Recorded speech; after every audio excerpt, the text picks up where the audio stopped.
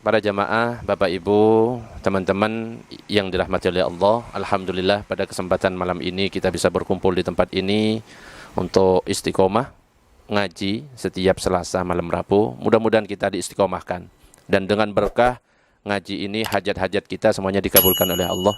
Berkah ngaji ini, berkah mendekatkan diri kepada Allah, semua bala, cobaan, wabah-wabah penyakit semuanya diangkat oleh Allah. Amin.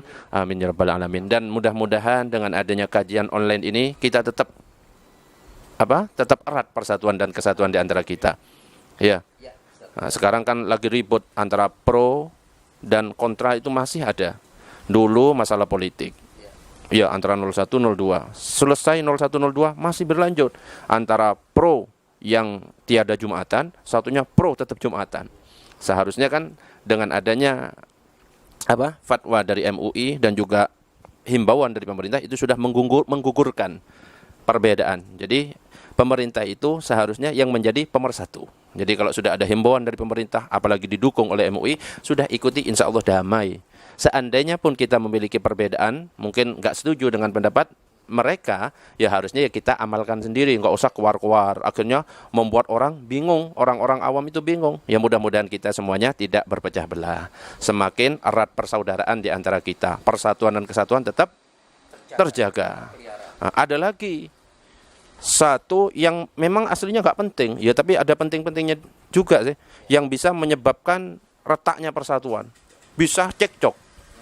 Apa itu? Buang angin. Ternyata kalau sudah diteliti itu buang angin itu bisa menyebabkan keretakan persatuan dan kesatuan. Bahkan bisa saling tuduh. Jika buang anginnya itu tanpa notifikasi. Jadi kalau nggak ada notifikasinya itu kan, apalagi pura-pura jadi korban. Habis buang angin tanpa notifikasi, pura-pura jadi korban. Iya kan? Saling tuduh, akhirnya apa? Pecah. Nah itu, selain masalah pro kontra, ya buang angin itu juga bermasalah Pak Herman aslinya. Iya, betul. Apalagi kalau itu sebuah istilah buang angin yang memang direncanakan ya. Itu namanya rencana busuk tadi ya. Dan apalagi itu resiko ya. Betul, gak kelihatan. Terus yang buang angin pura-pura jadi korban. Wah, ini semakin ribet ini ya. Kalau kehidupan seperti ini sulit penyelesaiannya. Tapi kita bagaimanapun yang terkait seperti itu tetap harus diupayakan untuk tabayun ya Ustaz ya. Iya, tabayun ya. Jadi itu bermasalah juga, makanya ya hati-hatilah. Kalau buang angin ngaku gitu ya, ngaku saya gitu loh. Ngakui itu kan bukan salah Ustaz ya, karena kentut itu kan sebuah keterpaksaan yang sebenarnya diinginkan dan Gusti Allah mentakdirkan kentut diakui ya, saja selesai ya. Masalahnya kan nggak ada pengakuan seringnya, akhirnya jadi ribet nggih. Oh betul Ustaz ya. Terus yang dibahas kita ini kentut apa bulan Sa'ban? Kita kembali ke tujuan semula. Iya, kapan hari kan memang kita niati karena kurun waktu ini memang kalau nggak salah berdasarkan lembaga falakiyah PBNU bahwa hari Rebu tanggal 8 malam itu pas malam nisfu Sya'ban.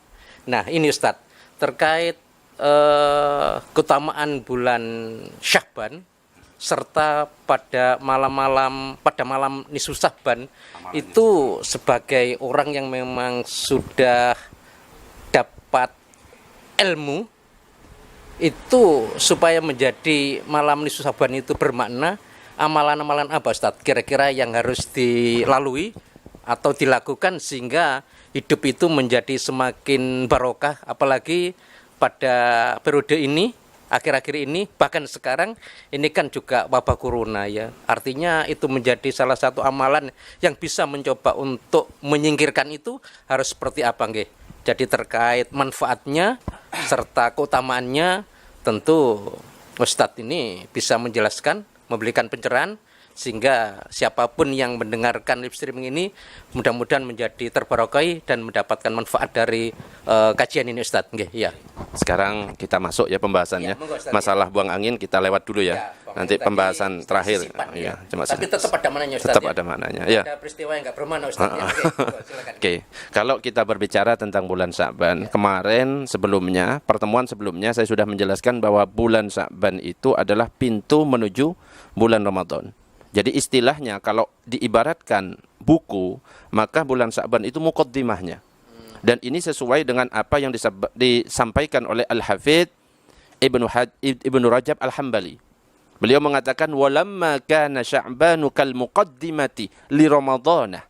Dan ketika Sya'ban itu diibaratkan seperti muqaddimah atau pendahuluan dari bulan Ramadan, suri'a fihi ma yusra'u fi Ramadan.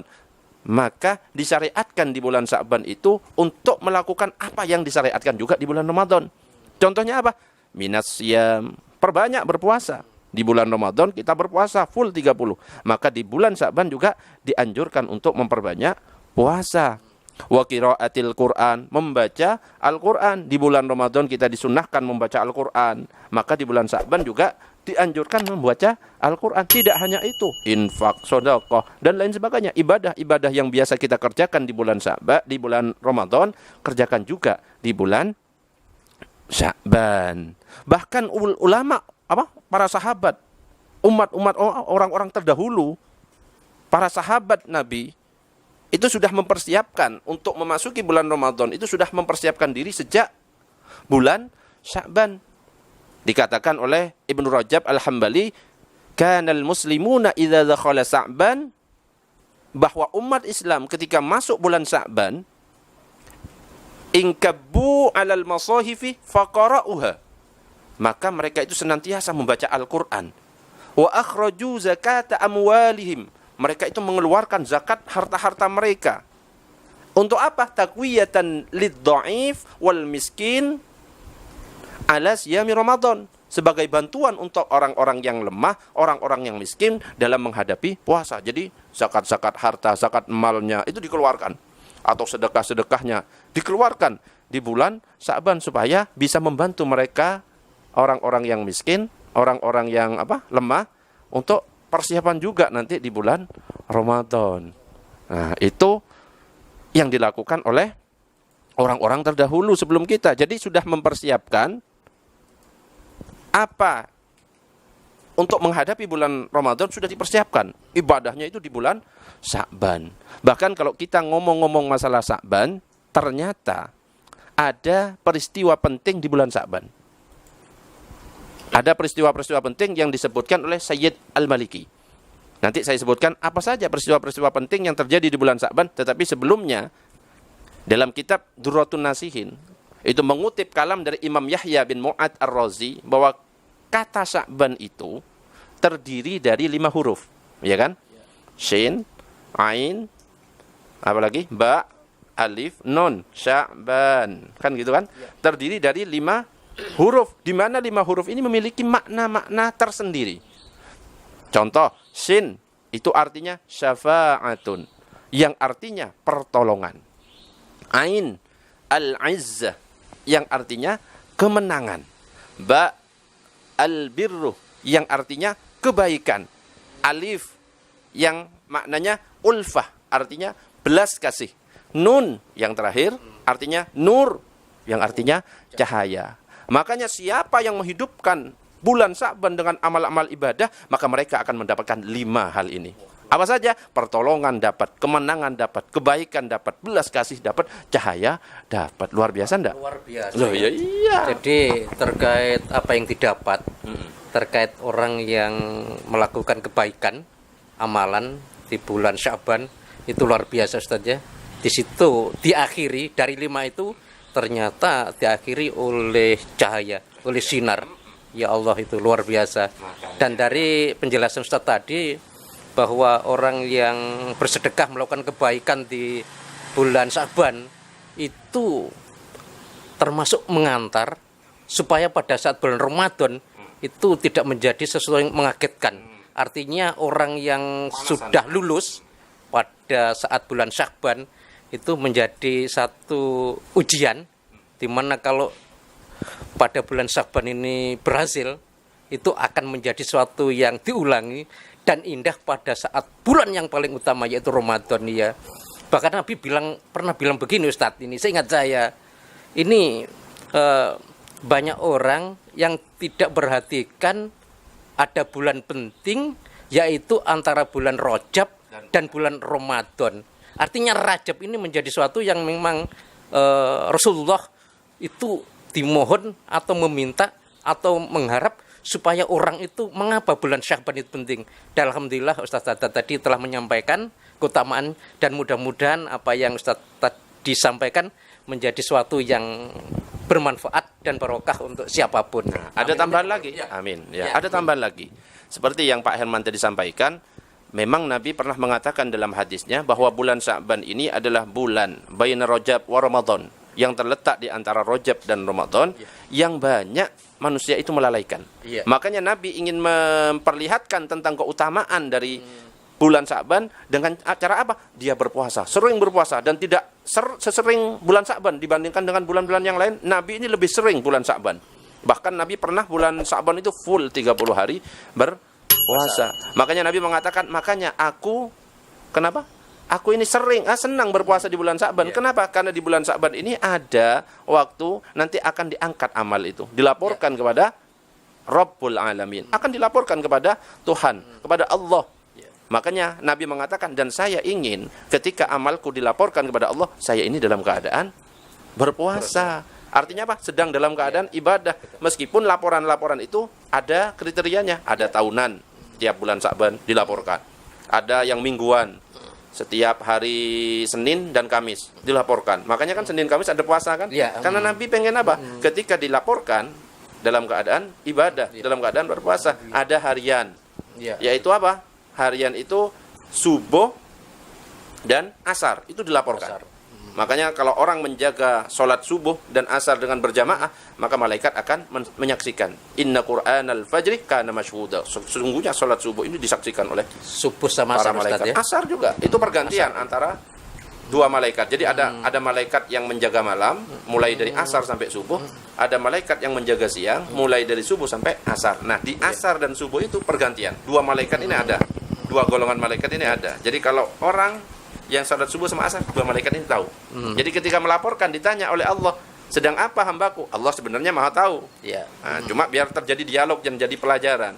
Maka yang melaporkan, saya meninggalkan dia dalam keadaan sholat. Nah, sedangkan yang satu ditanya, sedang apa hambaku? Saya datang dan saya melihat dia dalam keadaan sholat. Dua-duanya sama-sama melaporkan dalam keadaan sholat. Beda kalau zuhur kan, yang siang saja yang jaga. Paham maksudnya? Isya yang siang saja. Nah, ada tambahan sekarang. Allahumma shalli ala sayyidina Muhammad. Minum dulu biar enggak salah paham lagi ya. Minum dulu ya. Kok kayaknya cepat habis? Ya, karena ini kondisinya sedikit haus ya. Ya. Tapi sebenarnya masalah minum Ustadz ya. Sebenarnya ilmu minum pada saat haus itu salah. Seharusnya haus tidak haus ya tetap minum. Karena apa? Karena tubuh butuh cairan ya. Jadi, gitu ya. Intinya minum gitu. Minum lagi ya. Kalau habis ya hujan ya tinggal mangap. Iya, oke. Nah, sekarang yang saya sampaikan tadi. Jadi dalam kitab Madza fi Sya'ban karya Sayyid Muhammad bin Alawi Al-Maliki menyebutkan ada 3 peristiwa penting yang berimbas pada kehidupan beragama seorang muslim. Berarti kan luar biasa kan? Apa saja? Ternyata di bulan Sya'ban ini ada peristiwa penting. Yang pertama adalah peralihan kiblat. Jadi yang awalnya Nabi itu sholatnya itu menghadap Masjidil Aqsa, kemudian langsung berbalik arah ke Masjidil Haram. Dan ini terjadi pada bulan Sya'ban. Makanya di Madinah itu ada masjid namanya Masjid Qiblatain. Qiblatain itu artinya 2 kiblat. Karena pada waktu itu Nabi sedang sholat duhur. Nah, dalam sebuah riwayat disebutkan sholat duhur. Ketika sudah nyampe 2 rakaat, langsung turun wahyu. Sekarang beralih kiblat itu ke arah Masjidil Haram, berputar, semuanya berputar. Akhirnya sholatnya kan ngadep 2 kan? Saat yang 2 rakaat pertama ke Masjidil Aqsa, rakaat terakhir 2 rakaat terakhir ke Masjidil Haram. Makanya terjadi peralihan kiblat ini terjadi pada bulan Sya'ban. Dan menurut Al-Qurtubi ketika menafsirkan surat Al-Baqarah ayat 104 dalam kitab Al-Jami' li Ahkamil Quran dengan mengutip pendapat Abu Hatim Al-Basti, mengatakan bahwa Allah memerintahkan Nabi Muhammad untuk mengalihkan kiblat pada malam Selasa bulan Sya'ban yang bertepatan dengan malam nisfu Sya'ban. Nah, jadi terjadi peralihan kiblat. Dan ini memang sudah dinanti-nantikan sama Nabi Muhammad. Karena memang Nabi Muhammad itu senangnya pengen sekali gitu loh, menghadap Masjidil Haram. Makanya Nabi Muhammad itu diceritakan selalu berdiri menghadap langit setiap hari nunggu wahyu. Pengen datang wahyu supaya suruh ngadep ke sana, dan akhirnya turun wahyu itu. Dan disebutkan dalam surat Al-Baqarah ayat 144. Qad nara taqalluba wajhika fis sama' falanuwalliyannaka qiblatan tardaha fawalli wajhaka satral masjidil haram. Sungguh kami melihat wajahmu kerap menengadahkan ke langit. Maka sungguh kami akan memalingkan ke kiblat yang kamu sukai. Palingkan wajahmu ke arah Masjidil Haram, langsung berbalik.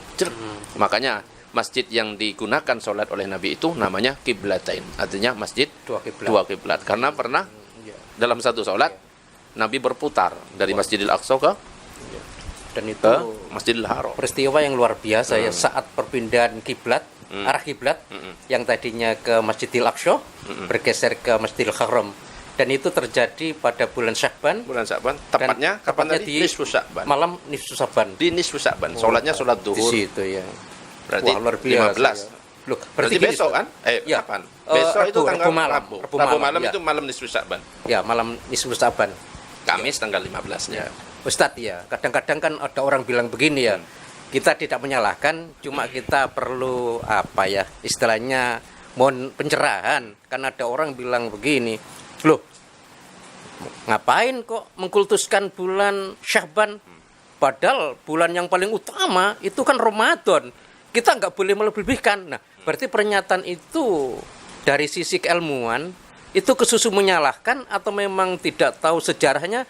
Padahal kalau saya dengar tadi bahwa keutamaan bulan Sya'ban justru kalau itu sudah terbiasa akan terbawa ke bulan berikutnya Ramadan kayak gitu Ustaz ya. Ya. Jadi ya mungkin ya kurang belajar ya. Harus banyak-banyak piknik. Ya. Buka-buka kitab ini, kitab itu, kitab ini, jadi nggak mudah. Kenapa? Dalilnya mana? Dikit-dikit dalilnya mana? Kan kadang-kadang gitu. Berarti kan dia nggak tahu, makanya nanya dalil. Ada lagi yang sering mengatakan, ayo kita harus kembali ke Al-Quran dan hadis. Berarti dia pernah pergi kan dari Al-Quran dan hadis. Kalau kita kan ya Al-Quran hadis, jadi nggak usah balik-balik ya, karena kita sudah di Al-Quran dan hadis. Berarti Insya Allah gitu ya. supaya kehidupan terkait umat itu menjadi lebih tentram ya. Pada saat orang itu tidak tahu, itu lebih bagus posisinya bertanya. Iya. Bukan langsung menyalahkan. Bertanya ya. Bukan langsung memfonis. Betul. Kenapa kok kayaknya langsung nyalahkan? Tapi bertanya. Bertanya ya. Kenapa kok melakukan, kok membaca Yasin? Gitu kan Ya. kadang-kadang langsung kan? Ya. To the point langsung Ya. nyalahkan. Kadang-kadang Betul. ada kan? Nah harusnya nanya. Loh kenapa kok orang-orang itu bersemangat? Ternyata ulama itu pernah mengibaratkan, mengumpamakan bulan Rajab itu diibaratkan orang bercocok tanam. Jadi bulan Rajab itu seperti menanam. Oh iya. Kalau bulan Sya'ban menyiram. Baru bulan Ramadan panen. Panen. Kira-kira ya. kalau orang yang mau bercocok tanam pasti bersemangat kan ketika nanam supaya hasil panennya bagus. Iya. Ketika nyiram tentunya lebih semangat lagi supaya nanti hasilnya bagus. Ketika sudah berhasil panennya sudah menguntungkan, sudah kelihatan luar biasa hasilnya, semangat Iya. Nah, Semangat. makanya Iya. doa kan jadinya Iya. Allahumma barik lana fi Rajab wa Sya'bana wa ballighna Ramadan. Kenapa kok enggak dari Januari, Februari ya. Berarti gini Ustaz ya, kalau dari awalnya kan Rajab ya, terus Sya'ban, terus Ramadan. Berarti 3 bulan itu sebuah rangkaian bagaimana orang menjadi belajar untuk naik derajatnya gitu. Iya, tambah semangat, gitu ya. tambah semangat. Kalau Rajabnya sudah malas, Sya'bannya malas, tambah malas. Iya, Insyaallah. oke. Makanya harus semangat dari situ. Nah, itu yang pertama iya, ya. oke. Jadi terjadi peralihan kiblat. Kiblat ya. Yang kedua, ada penyerahan rekapitulasi keseluruhan amal kepada Allah.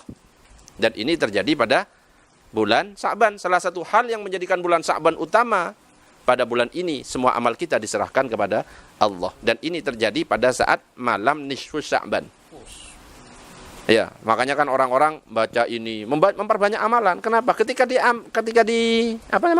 diserahkan, oh dia ini dalam keadaan terakhir gitu loh. Terakhir catatannya, oh habis baca Yasin, oh habis baca istighfar, oh habis sholat malam, oh habis puasa. Nah, makanya memperbanyak orang-orang ketika malam nisfu Sya'ban ada yang berkumpul di masjid membaca Yasin mulai maghrib sampai Isya.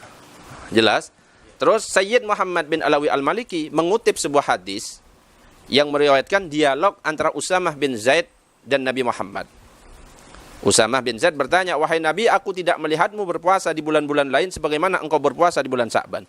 Kemudian Rasulullah menjawab, banyak manusia yang lalai di bulan Sya'ban. Nah ini kan tadi, pada bulan ini semua amal diserahkan kepada Allah, dan aku suka ketika amalku diserahkan kepada Allah dan aku dalam keadaan berpuasa.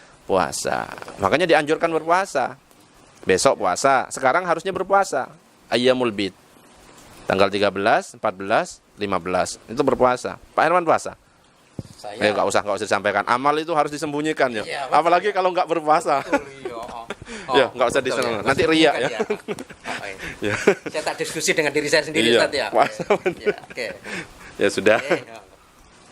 Jelas ya? Ya. Yang ketiga, ternyata di bulan Sya'ban ini ada penurunan ayat tentang anjuran salawat untuk Rasulullah. Jadi ada ayat yang menganjurkan kita itu untuk senantiasa bersalawat. Apa ayatnya? Innallaha wa malaikatahu yusalluna 'alan nabi ya ayyuhalladzina amanu sallu 'alaihi wa sallimu taslima. Sungguh Allah dan para malaikatnya itu berselawat untuk Nabi. Hai orang-orang yang beriman, selawatlah kamu untuk Nabi, ucapkan salam penghormatan kepadanya. Ini turun.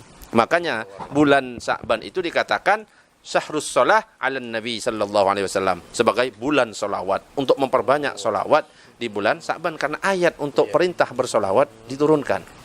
Allah dan malaikatnya bersolawat. Makanya kita diperintahkan. Beda lah dengan perintah-perintah yang lain. Solawat itu luar biasa. Allah memerintahkan kita sholat. Ya. Allah sholat enggak? Enggak. Allah memerintahkan kita zakat. Allah zakat enggak? Tidak. Enggak. Tetapi ketika Allah memerintahkan manusia untuk solawat, Allah dan malaikatnya ikut bersolawat. Itu keutamaannya. Innallaha wa malaikatahu yusalluna 'alan nabi ya ayyuhalladzina amanu sallu 'alaihi wa sallimu taslima.